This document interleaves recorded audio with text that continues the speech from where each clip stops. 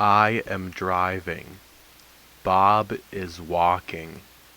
He sees me and he wants a ride. I want to hit him. He says, "Take me to the liquor store." I take him to the liquor store. Jim has been sitting quietly in the front passenger seat. Bob turns to him and says, "I saw your mother the other day. What happened to her? She used to be nice looking. I would have fucked her a few years ago. I would have fucked the shit out of her a few years ago. What happened to her?" Bob goes into the liquor store. Bob comes out of the liquor store. He says, "I need a ride to Lynn." I say, "Why? What is in Lynn?" He says, "I got this chick on Breed Street and I want to fuck her before it gets too hot. You get all sweaty and shit. You get all hot and shit. You get all red and shit. I hate that. So I'm gonna fuck her before it gets too hot." I take Bob to Lynn. He gets out of the car. He says, "Hey, thanks a lot. Hey. I leave. Hello and greetings from the smudge.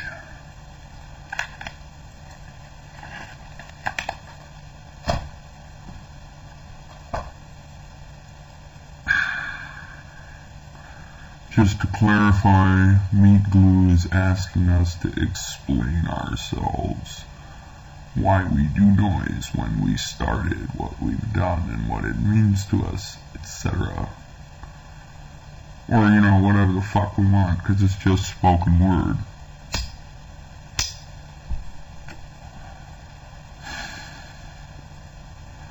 Well, why do noise? Music. I'll tell you why. I originally started doing sound cut-ups, sound sampling, and playing with sound when I was about 12 or 13 years old with a reel-to-reel and a pair of turntables, because I had heard Kid Koala do it on television with records, and I said, "Oh my God, what is that? Mommy, Daddy, buy me those." And I got a pair of turntables, belt drive turntables, for about $100 with a small mixer, and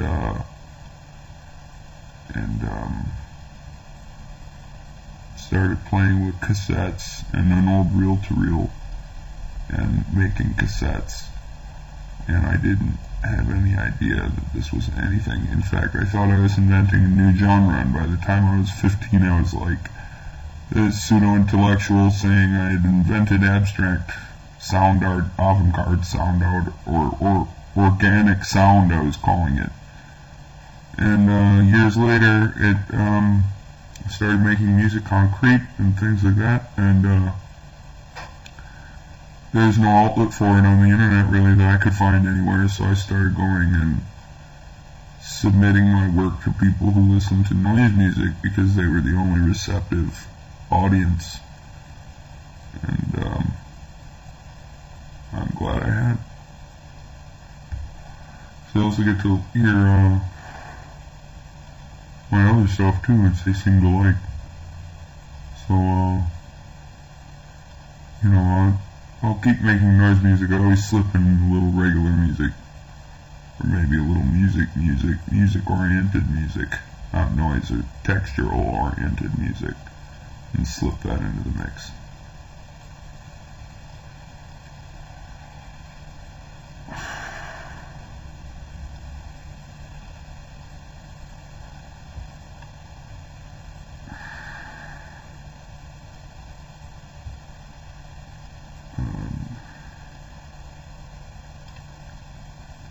I can't really think of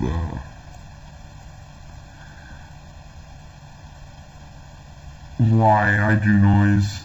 A lot of times just to get why I do noise particularly, to get A lot of times it's angry. If you're in a bad mood, you can, or if you want to dig, you can have one wall of sound. You'll have to dig down texturally and listen for every granule. It's really an analyzation process if you're looking so far into minimalism to find something complex. You can, with noise especially. And I like that aspect of it better than music. Also, since its very nature is abstract, you can be piss poor or really good, and you can be really good or piss poor. I mean, they switch.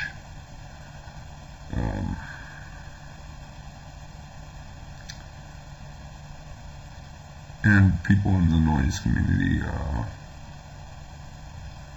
tend to be pretty responsive and celebratory of each other's work.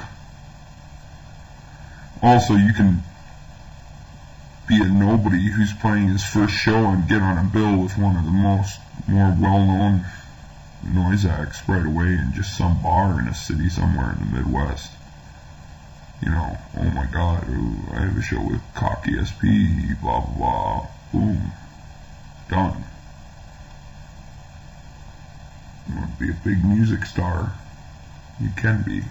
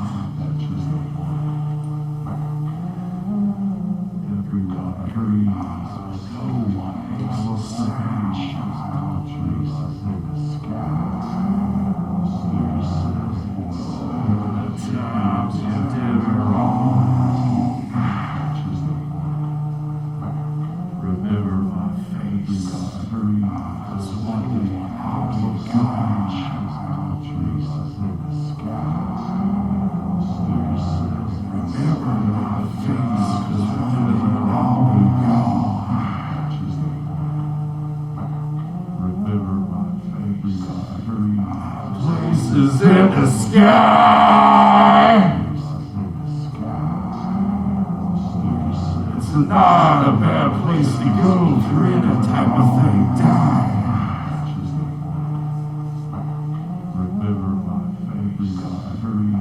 Voices in the sky. It's not a bad place to go for any type of thing. Die. Remember my face, darling, 'cause one day voices in the sky.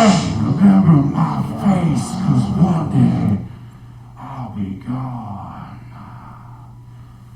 One day I'll be gone. A growing sort of mode of operating, a mode of doing things, a way of doing things, a developing way of doing things. This is a way of developing. This is a way of doing things, which has been. What instruments do I use? I'm kind of using anything I've got to hand, really, and this has kind of been a growing developing. I mean, a good example is I sometimes use an air hoop, which is a two-string Chinese fiddle, which I kind of bought when I was on a trip to Beijing, and I was looking around Beijing, and I was thinking, what am I going to take home for myself also. So I kind of thought, well, this might be the last time I'm in Beijing. So I thought, what am I going to do that's going to be special? So I kind of thought, well, okay, I'll buy a musical instrument. But just the size of it, I kind of thought, well, I don't particularly want to be carrying that on a couple of airplanes if I'm going back to the UK. So I kind of thought that maybe a bit too much. I mean, if I have to carry its hand luggage, then it's too much to be sitting there with it. Although you never know, you might find somebody on the plane who can actually play it. I can't play it, so it was just it was a whim, as it were, doing things on a whim. So anyway, so I kind of looked at the other instruments, and the air hoop was a manageable size. It kind of when you play an air hoop, you kind of sit with it on your knee, and it sits upright, and you kind of bow it, and finger it, and it makes pleasant noise in the hands of people that can actually use them properly. But I'm not one of those people. So I kind of had this air hoop lying around in my house, and I played it regularly actually. I was kind of quite fascinated by the instrument at first, and kind of just playing it and teaching myself really, because I didn't have any music, and there was no air hoop teacher. It was just playing and playing around really. So I kind of taught myself some very simple tunes like Happy Birthday and Smoke on the Water and those kind of things. Tunes that came to my head. Tunes that I could remember really, I was playing on them. But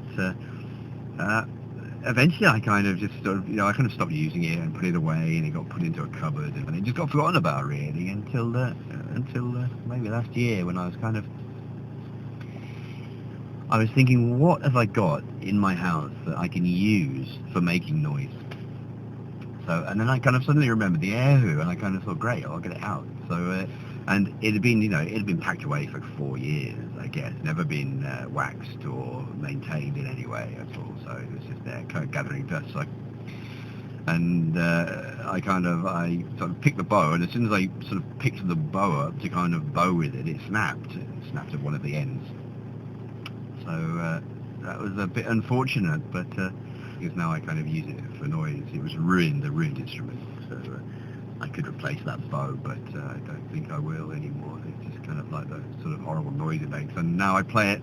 When I play it, I kind of lie it on the table really, and mic it up, and then kind of sort of play it. And the broken bow gives me actually a lot of options, because I can kind of scrape the bow up and down, and I can pull it in different directions, whereas otherwise the bow is just kind of effectively more or less going. I kind of now have a kind of like an upward and a downward movement. It produces horrible scraping noises. What else can I say about the air hoop? If I never tuned it, kind of, it has the strings on it from 8 years ago or 9 years ago when I bought it, and kind of, they're on the way out. They're rusting. I'm kind of waiting for the time when I'm playing it, and they snap, make a good noise, I'm sure. So yes, basically. Anyway, it doesn't matter, does it? So it doesn't matter whether it's tuned or not tuned. Not tuned. The piano was bought effectively to kind of do, or to encourage our children to kind of, learn to play an instrument. When I was young, we used to play the piano, so the piano was an obvious choice for me to kind of get one. So it took quite a while for me to persuade my wife to buy the piano, and so effectively she said kind of like, well, okay, if you can find a digital piano for this amount of money, then you can have one. I've been exploring the noisier element of the clavinova. There's a few things which you can do with it, which I'm not certain that Yamaha would particularly recommend, but you never know. I mean, it's just all there, isn't it? That kind of stuff. So yes, the clavinova. I mean, it has a kind of a lot of effects units on it, which they never really push too hard. So I mean, kind of, I've been kind of exploring those by pushing them to kind of like the limit. Turn everything up to its maximum, and then kind of see what sort of noise it makes. The clavinova has a useful thing that you can actually, you can plug another instrument into it, basically. So you could be playing the clavinova, but you could also plug a guitar into it. But obviously I'm like plugging in a mixer to it and creating feedback loops, and then affecting the feedback loops through the effects unit of the clavinova. One of the features of the clavinova is that, I mean, as well as a guitar, they also recommend that you could plug a microphone in, and you can kind of, use it as a kind of karaoke unit. So I've kind of been, plugging radios and phones and, kind of creating noise in that way. It has a little vocoder effects unit, so I've been using that as well for making some noise. I mean, vocoders are particularly horrible sounding instruments. The horrible noises that have been made from vocoders over 30, 40 years is beggars belief, really. So yes, it's vocoders distorted and the likes. When did I first start making noise? I first started making noise probably when I was very young, I would think. I mean, we all start bashing things around. So, I mean, I kind of guess it goes back to that in some way. And I think that has something to do with it as well. I mean, I think noise making or experimentation in art, anyway, there is something kind of childlike about it. You're kind of perhaps entering a kind of state that you forget as you grow up. You become an adult, and you grow up and you learn to behave in certain ways. And so I guess kind of like experimental art, of which noise I would consider a category of experimental art, whether it's avant garde, challenging, pushing the boundaries of art as it's considered, or whether it's just on a very personal level, you're kind of exploring and experimenting with things that you've perhaps not touched for a long time. So that's something which I think is interesting about noise. I mean, that's one of the reasons I think why I keep doing it, because I like to keep going back to that kind of childlike state, not really knowing what the end result is going to be, and not really caring what the end result is going to be in some ways, because the actual doing of the hitting is more fun than kind of like the end result in many kinds of ways. So it's the act of doing it which is important, I think. And the rest is kind of, they're documents. The tracks in the guy are documents, aren't they, of what I've done, or what you've done, what I've done in my experimentation. So, I mean, there's that element to it. I seem to remember a long time ago, probably I must have been around 10 years old, in England, when for maybe a birthday or maybe even a Christmas, I was given a tape recorder, and I'm sure everybody had these, or who must have been about my age. I mean, this is kind of the time before people had computers. I mean, people didn't have computers. You were given tape recorders. You didn't get mobile phones or kind of Nintendos or you know, all the kind of stuff which is around now. I mean, what you're given is you're given a tape recorder. That was the electronic, you know, that was the electronic gift of the year. Anyway, so I mean, I must have been about 10, I think, or 11, you know, somewhere. And we were given tape recorders, basically. Me and my brother were given tape recorders. The idea was that we could listen to music on a tape recorder, you know, in our bedrooms quietly. So obviously, recording your voice and recording yourself saying stupid things was actually quite a lot of fun. So I mean, I think some of the noise making goes back to that kind of time as well. You know, when I was kind of, you know, just before I stopped being a child and started to become an adult as well. So I mean, through various different stages, I'm sure.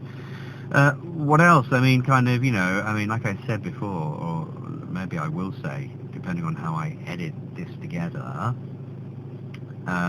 depending on what I may say or may not say in the future, or the past, I learnt piano as a child.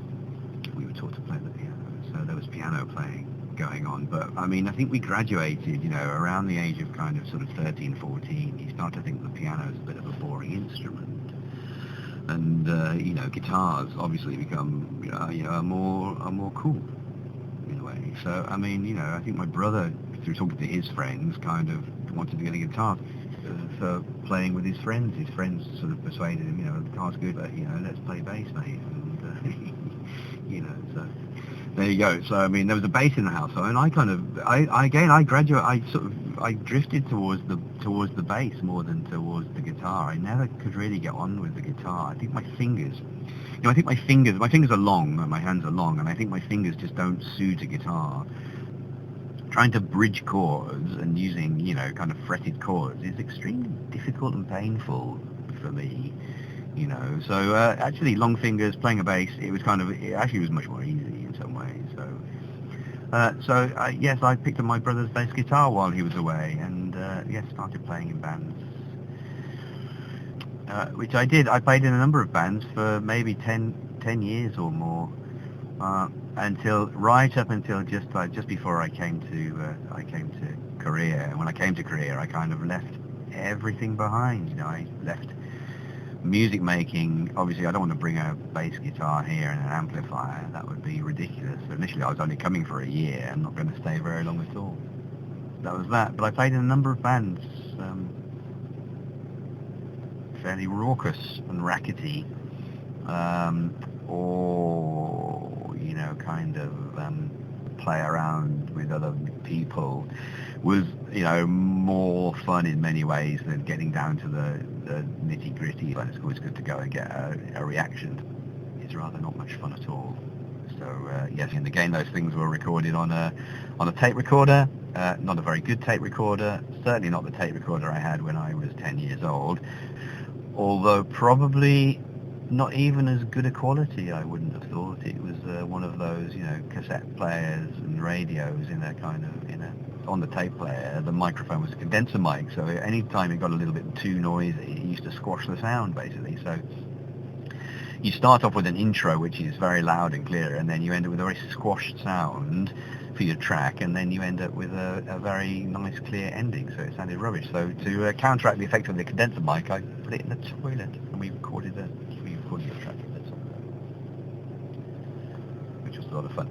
So, I mean, yes, I kind of been playing around with noise for a long time. I came to Korea, to South Korea, and I kind of stopped making noise for 3 or 4 years, I guess, and then also probably was playing around with things, you know, on the computers, you know, kind of having no musical equipment at all, until a few years ago, I guess, I started acquiring musical instruments.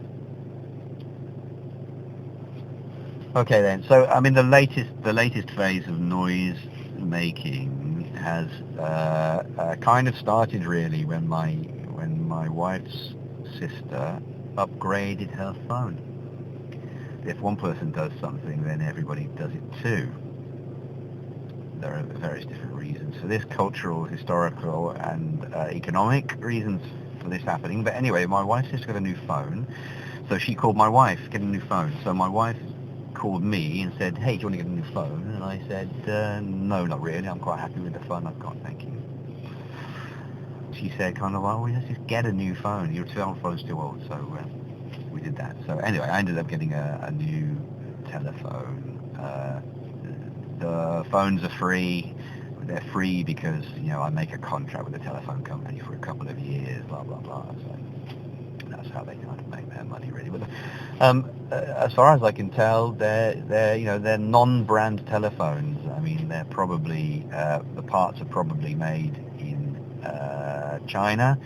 The design is probably copied from a Japanese design, I should think a Japanese patent, and probably assembled and put together in Korea, I imagine. So yeah, anyway, so there I was with my brand new mobile phone, and I don't know. I mean, I'm just not. It doesn't excite me, that stuff, really. It just doesn't excite me, I'm afraid. So I mean, anyway, I was outside with my eldest son in the playground, and he was playing, and I was kind of just sort of thought, well, what have I got on the phone? Have a look. And so I was just kind of like going through the different things. It was kind of like, oh, it's got a voice recorder on it. Oh, that's cool. I can record some noises, And I think I was back to back to having that tape recorder when I was 10 years old again. I suddenly kind of got excited. Oh, I can record all sorts of rubbish on this. So that's what I started doing. I started recording rubbish on the phone, and then putting the audio from the phone onto the computer, and then making a big mess of the things using the free audio editing software. And that's it, really. I mean, and then it's kind of developed from kind of that. I mean, that was almost everything that was recorded on the phone is on the tape that was put out by a Czech label run by a wonderful guy called Herbert. Bonehole tape. It's got a lovely yellow cover that was done by Georgie Raven.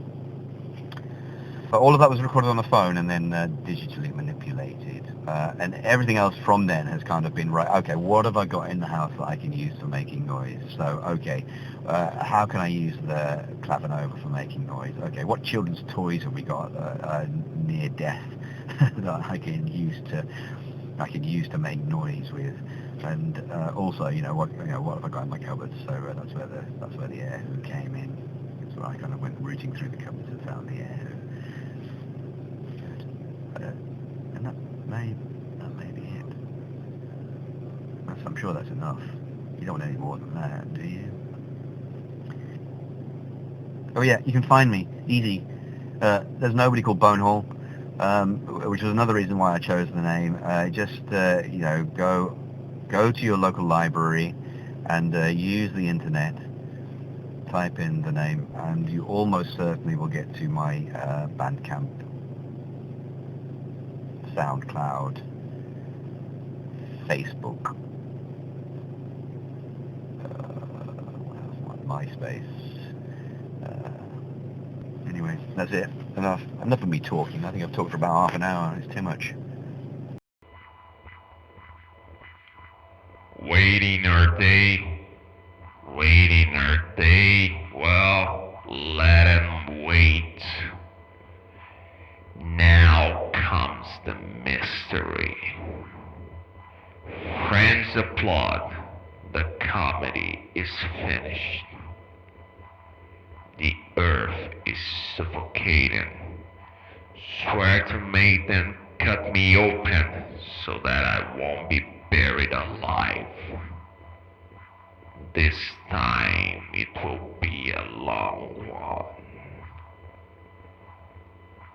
Damn it, don't you dare ask God to help me. I must go on, the fog is rising. Do you hear the rain? Do you hear the rain? A dying man can do nothing easy. Come, my little one, and give me your hand.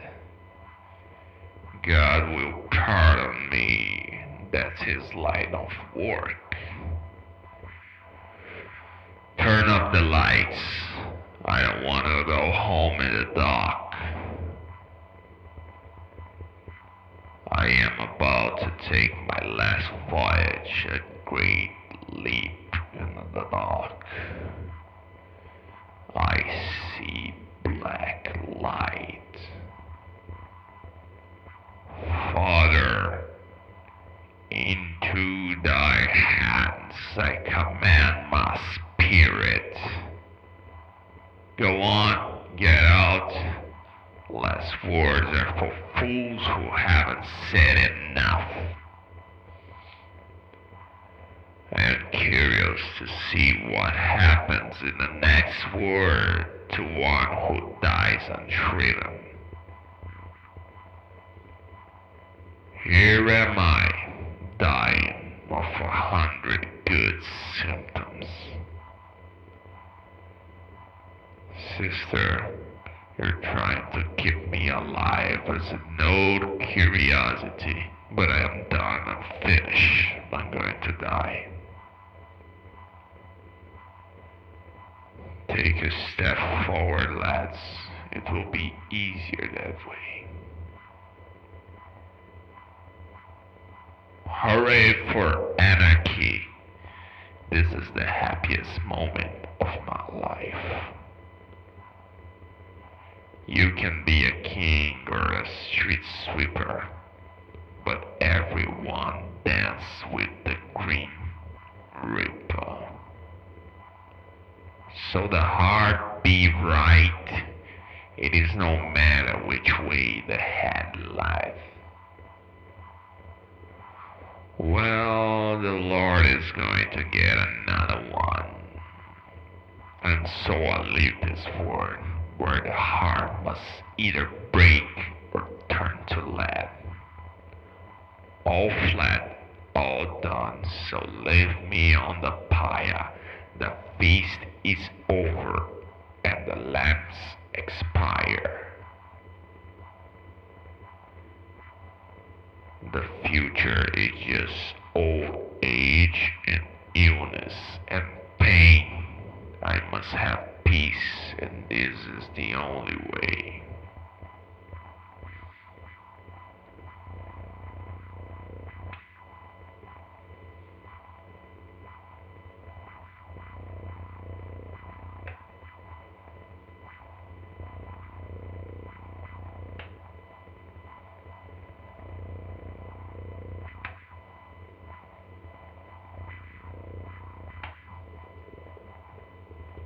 A dying man can do nothing easy.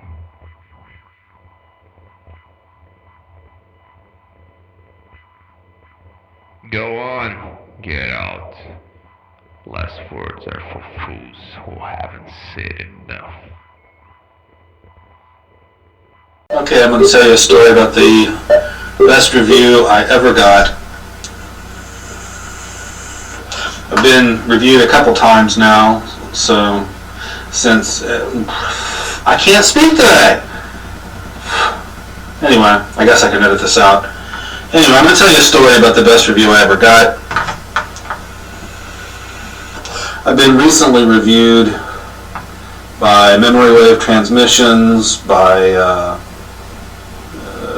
Georgi Miladinovic from Serbia, who does the Dead Tones blog.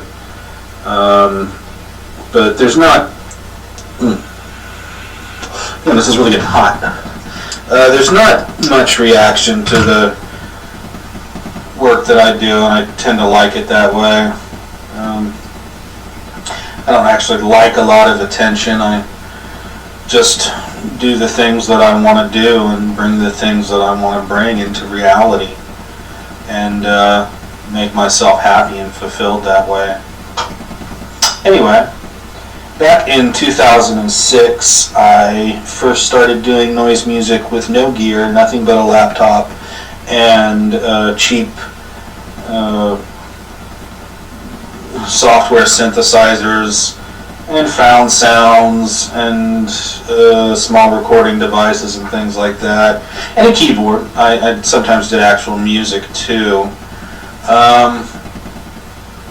and I put together some CDs. One of them I just burned off 50 copies on my computer at the time, and actually destroyed my. Doing that, managed to destroy my CD burner function on my computer at the time.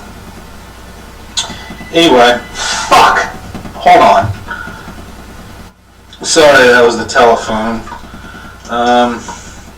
Anyway, so I started experimenting with noise and electronic music. Not really sure exactly, not having heard a lot of it at that point, but fascinated with the concept behind it as a way to alleviate my boredom and sense of artistic frustration with my writing, which wasn't really going anywhere at the time. And anyway, so I started making these CDs of sort of primitive, my own take on noise music at the time, and started droplifting them different places. Put some in the CD racks at the library and thrift stores and different places like that. And lo and behold, I left one at a coffee house and completely forgot about it. Anyway, it wasn't long after that I had a couple friends come over. My friends Russell and Joseph. And Joseph was the drummer for my old punk rock band when I was a kid, and he's the drummer for the rockabilly band The Elixirs now. As far as I know, he's still the drummer. He's been their drummer for years.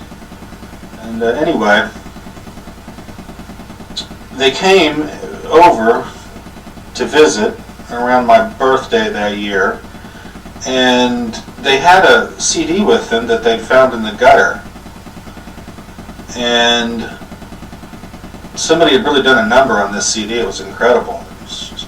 I took it from them, and I looked at the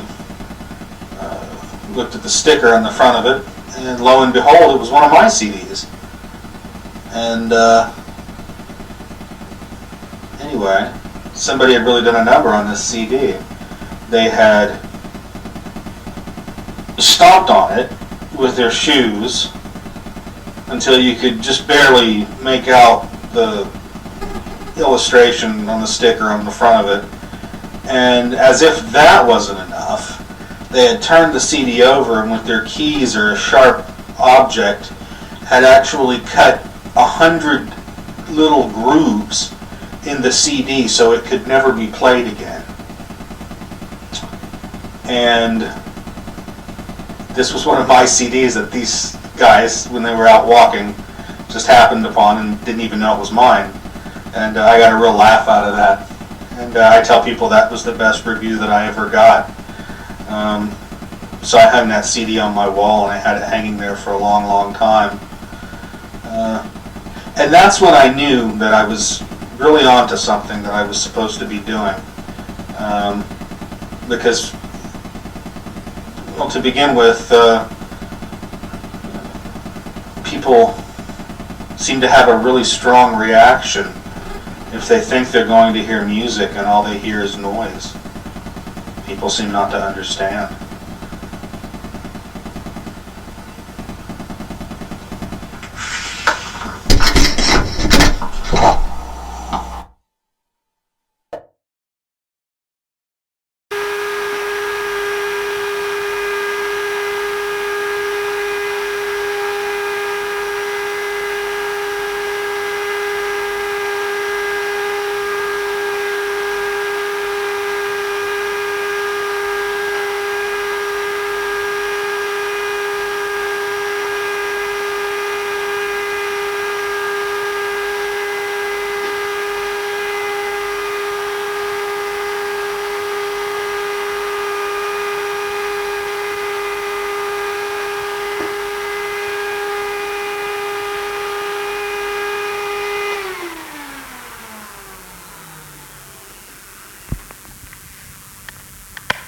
Most of my problems are solved by an afternoon's news. Whoever dies with the most counts wins. I am herpes. Yes, I am. Stupid is stupid. Music for the New Yorker. Bathroom cock. Banana snake. Tokyo times 10. That steaks balls. Rectal anarchy. Low flying noisecraft. Best of hairstyle in my life. 90s morning. Body covered in goat shit.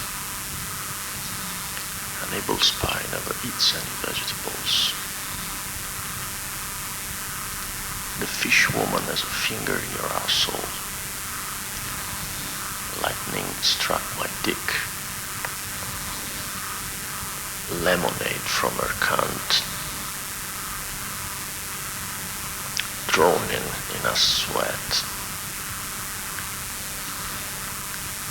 Drinking gallons of soy sauce with beer. Cock of domination and tradition. Like a vagina. Gagging on piss. Drinking a dead woman's piss. Pussy's my soul. Masters of AIDS. Miracle redneck. My Juntaro from Tokyo. Standing piss is legal. Astounding guitar, amazing noise. Bye-bye noise music. Penis art is microphone. Take back your penis. Insemination bath. Absolute rape beat. Anal Vatican. Make a fire and be happy. One-eyed nudist. My cock's on fire. Fuck mastery. Disgrace the corpses of Jojo and Junko. Gay dog. One-man penis. Anus, anvil, anxiety. Broken glass dildo. A soldering iron down the urethra. Condoleezed by a rice. Noise dwarfs. Gay sex can be AIDS. Artificial invagination. Metal dildo. Anal meat junkies. Super Hitler's power. Anal Beethoven. Sore cock bestiality. Crap generator.